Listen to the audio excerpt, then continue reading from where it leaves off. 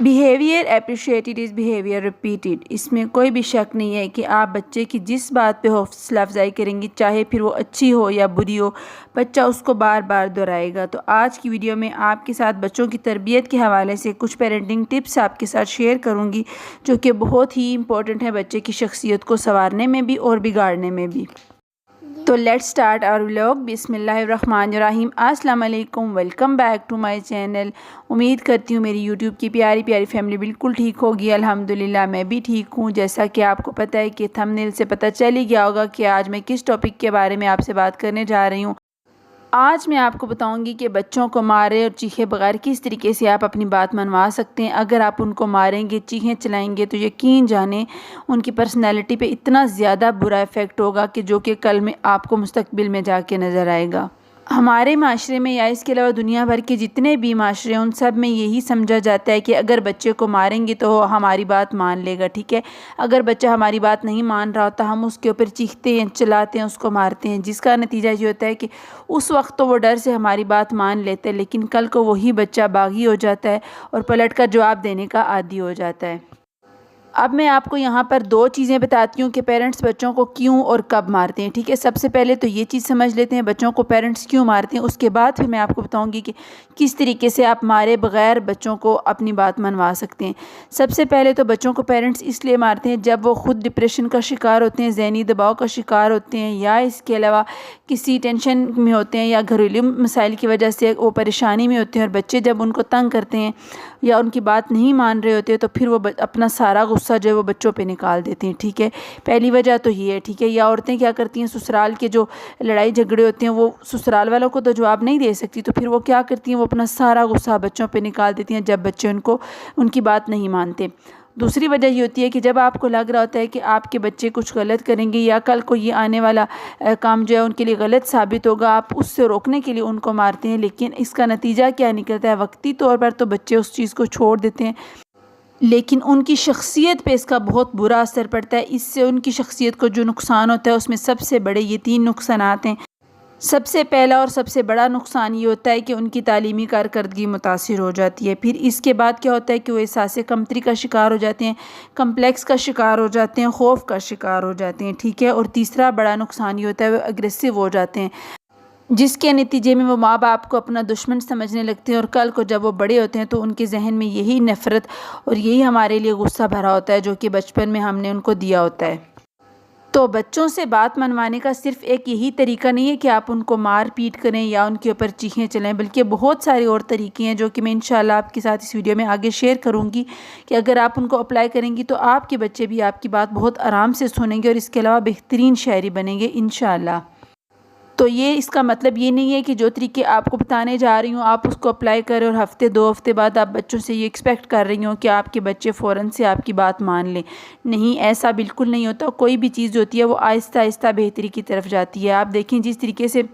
بچے نے غصہ کرنا یا بات نہ ماننا آہستہ آہستہ سیکھا ہے، اسی طریقے سے پھر وہ آہستہ آہستہ سیکھے گا کہ کس طریقے سے وہ آرام سے پیار سے آپ کی بات مان سکتا ہے۔ تو آپ کو ایک دم سے اس کا اثر نہیں ملے گا، ایک دم سے اس کا رد عمل نہیں ملے گا، ٹھیک ہے۔ تو آپ نے تھوڑا سا پیشنٹ رکھنا ہے، اس کے بعد پھر بچوں سے یہ ایکسپیکٹ کرنا ہے کہ آپ کے بچے آپ کی بات مانیں بغیر مار پیٹ کھائے۔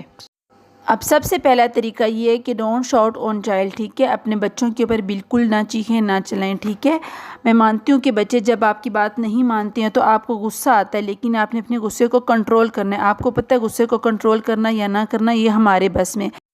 اور اس کے علاوہ غصے کو کنٹرول کرنے کی مثالیں بہت ساری اسلام میں آپ کو ملتی ہیں، اور سب سے بڑی مثال رسول اللہ صلی اللہ علیہ وسلم کی ہے۔ اس کے علاوہ قرآن میں بھی آپ کو پتہ ہے غصے کے بارے میں آیت نازل ہوئی ہے کہ اپنے غصے کو قابو میں رکھا جائے، ٹھیک ہے۔ تو اس لیے ہمیشہ اپنے غصے کو قابو میں رکھیں، غصے کا علاج غصے سے بالکل نہ کریں، کیونکہ جب آپ سخت الفاظ بولیں گی تو پھر بچے دوبارہ کل کو وہی الفاظ رپیٹ کریں گے، ٹھیک ہے۔ ہم تو بچوں کو مار سکتے ہیں، لیکن کیا ہوتا ہے کہ بچے تو ہمیں آگے سے کچھ نہیں کہہ سکتے، وقتی طور پر وہ اندر ہی اندر اگریسو ہو رہے ہیں، اندر ہی اندر ان کے اندر زہر گل رہا ہوتا ہے ہمارے خلاف۔ تو اس لیے پلیز بچوں کو ساتھ غصہ بالکل نہ کیا کریں، کوشش کیا کریں جب آپ کو غصہ ہے تب بھی آپ اس کو کنٹرول کرنے کی کوشش کریں، ان کو پیار سے سمجھائیں، آرام سے سمجھائیں، بیٹا آپ نے یہ کام غلط کیا، دوبارہ اس کو نہیں کرنا، اور جو اچھا کام کریں اس کے اوپر ان کی حوصلہ افزائی کریں۔ جب آپ حوصلہ افزائی کریں گی تو برے کام کو چھوڑ کے اچھا کام کریں گے۔ پھر اس کے بعد جو سیکنڈ ٹپ ہے وہ ہے میک یور پرومسز فلفل، ٹھیک ہے، جو بھی آپ کمٹمنٹ ان کے ساتھ کرتے ہیں یا جو بھی پرومس کرتے ہیں اس کو ضرور پورا کیا کریں۔ اس کی مثال ایسے ہے جیسے کہ آپ بچوں کو کہتی ہیں کہ اگر آپ میری بات مانیں گے تو میں آپ کو شام کو پارک میں لے کے چلوں گی، تو جب بچے آپ کی بات مان کے بیٹھ جاتے ہیں، خاموش ہو جاتے ہیں، تو اگر آپ ان کو کسی کام کی وجہ سے شام کو پارک میں نہیں لے کے جاتی تو یقین جانیں اس کا بڑا برا اثر بچوں کے ذہن پہ پڑ رہا ہوتا ہے کہ پیرنٹس جو ہیں وہ پرومس کر کے اس کو پورا نہیں کرتے ہیں، ٹھیک ہے، پھر ان کے ذہن پہ یہی اثر ہوتا ہے اور کل کو انہوں نے بھی یہی کرنا ہوتا ہے کہ وہ جو کمٹمنٹ کسی کے ساتھ کریں گے اس کو پورا بالکل بھی نہیں کریں گے۔ اور اس کا سب سے بڑا نقصان تو یہ ہوگا کہ آپ پر سے ان کا اعتبار ختم ہو جائے گا، پھر وہ دوبارہ سے آپ کی بات نہیں مانیں گے، جس سے کیا ہوگا آپ کو غصہ آئے گا، لیکن آپ کو اپنی غلطی نظر نہیں آئے گی کہ میں نے بچوں کے ساتھ جو پرومس کیا وہ پورا نہیں کیا۔ تو ضرور اپنے بچوں کے ساتھ جو بھی پرومسز کرتے ہیں، جو بھی کمٹمنٹ کرتے ہیں، باہر کھانا کھلانے لے کے جاؤں گی یا جو بھی آپ کہتی ہیں نیا سوٹ دلواؤں گی یا نیا بیگ دلواؤں گی، تو پھر اپنے پرومسز کو لازمی پورا کیا کریں۔ اس کے بعد جو تھرڈ پوائنٹ ہے وہ ہے جی پنشمنٹ اینڈ ریوارڈز، ٹھیک ہے، پنشمنٹ اینڈ ریوارڈ بہت بیسٹ طریقہ ہے بچوں کو شخصیت کو سنوارنے کا۔ آپ دیکھیں کہ اگر آپ کے بچے اچھا کام کر رہے ہیں یا اس کے علاوہ کیا ہے کہ آپ کے بچے کا رزلٹ اگر اچھا آیا ہے تو آپ اس کو بدلے میں انعام میں کوئی چیز دیں اپنی استطاعت کے مطابق، ٹھیک ہے، جیسے کہ اگر آپ بچوں کو کہیں کہ اگر آپ کا اچھا رزلٹ آئے گا تو میں آپ کو ٹریٹ دوں گا یا باہر گھمانے کے لیے لے کے جاؤں گا، تو پھر اس طریقے سے بچے کیا کرتے ہیں کہ جب آپ ان کو ایک بار اچھا رزلٹ آتا ہے ٹریٹ دیتے ہیں تو بچے دوبارہ سے پھر کوشش کرتے ہیں اچھے نمبر لانے کی تاکہ ہمیں دوبارہ سے باہر لے کے جایا جائے گا یا اس کے علاوہ ہماری کوئی خواہش پوری کی جائے گی۔ لیکن اگر بچوں کا رزلٹ اچھا نہ آئے تو ان کو لیکچر دینے نہ بیٹھ جایا کریں، بہت زیادہ نہ ڈانٹا کریں، بس تھوڑا سا ان کو سمجھا دیا کریں کہ بیٹا نیکسٹ ٹائم ایسا نہیں ہونا چاہیے، دھیان دیں۔ اور سب سے بڑی بات یہ ہے کہ ہم لوگ کیا کرتے ہیں کہ اکثر پیرنٹس کی یہ عادت ہوتی ہے کہ جب بچے کا رزلٹ اچھا آتا ہے تو پھر تو ہم کیا کرتے ہیں جی بڑی اس کی واہ واہ کرتے ہیں، لیکن جب اس کا رزلٹ برا آتا ہے تو ہم ہوا مہا جو ہوتے ہیں وہ اس کو ڈرانا دھمکانا شروع کر دیتے ہیں اور اس کو سزا دینا شروع کر دیتے ہیں نا۔ تو سب سے پہلے تو ہمیں یہ دیکھنا چاہیے کہ کیا ہم نے پورا سال بچے کو ڈیلی بیسس پہ چیک کیا ہے، کیا ہم نے پورا سال دیکھا ہے کہ ہمارا بچہ اسکول سے کیا پڑھ کے آ رہا ہے، یا اس کے علاوہ ہم نے چیک کیا کہ ٹیوشن سے کیا پڑھ کے آیا ہے۔ اگر تو آپ پڑھی لکھی ہیں تو آپ بچوں کو خود گھر میں پڑھائیں، ٹھیک ہے، لیکن اگر پڑھی لکھی نہیں بھی ہیں تو بھی آپ چیک کریں کہ ڈیلی بیسس کے پہ کہ آپ کے بچے کی ٹیسٹ میں کتنے مارکس آئے ہیں، آپ کے بچے نے آج ٹیوشن میں کیا کام کیا ہے۔ جب آپ اس طریقے سے روزانہ بچوں کی پروگریس چیک کریں گی تو یقین جانیں آپ کو خود پتہ چل جائے گا کہ آپ کے بچے کی کیا پروگریس ہے۔ اور یہاں تو معاملہ بالکل الٹ ہے، ہمارے ہاں والدین کیا کرتے ہیں کہ بچوں کو بس مکمل طور پر ٹیوشن سینٹر پہ چھوڑ دیتے ہیں، ٹیوشن والی ٹیچر یا باجی جو بھی ہوتی ہیں ان کے سپرد کر دیتے ہیں، ہمیں پتہ ہی نہیں ہوتا ہمارے بچے کیا پڑھ رہے ہیں، اسکول سے آتے ہیں ٹیوشن چلے جاتے ہیں، ٹیوشن سے آتے ہیں ہم نے کبھی نہیں دیکھا کہ ہمارے بچوں نے آج ٹیسٹ میں کتنے مارکس لیے کتنے نہیں۔ تو پھر ہمیں یہ حق کس نے دیا ہے کہ ہم سال کے اینڈ میں آ کے بچوں کو ڈانٹنا شروع کر دیں کہ تمہارے مارکس اچھے نہیں آئے، جبکہ ہمیں اپنی غلطی کا تو پتہ ہی نہ ہو کہ ہم نے پورا سال بچوں کو چیک کیا ہے۔ اگر ہم نے بچوں کو چیک کیا تو کبھی بھی ہمارے بچے کے یہ حالات نہ ہوتے۔